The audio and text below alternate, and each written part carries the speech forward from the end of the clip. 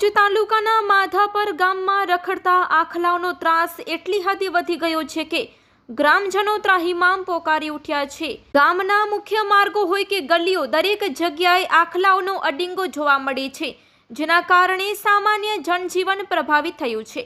માધાપર ગામ ભુજ શહેરની નજીક હોવા છતાં અનેક સુવિધાઓથી વંચિત રહ્યું છે અને હવે આ રખડતા આખલાઓની સમસ્યાએ લોકોની મુશ્કેલીમાં વધુ વધારો કર્યો છે। ગામ લોકોના જણાવ્યા અનુસાર આખલાઓ દિવસભર રસ્તા ઉપર લડતા ઝઘડતા રહે છે, જેના કારણે રાહદારીઓ, ખાસ કરીને બાળકો અને વૃદ્ધો માટે ચાલવું પણ મુશ્કેલ બન્યું છે। અનેકવાર આખલાઓની લડાઈમાં લોકોને ઈજાઓ પહોંચવાના બનાવો પણ બન્યા છે। સ્થાનિક વેપારીઓ પણ આ સમસ્યાથી પરેશાન છે।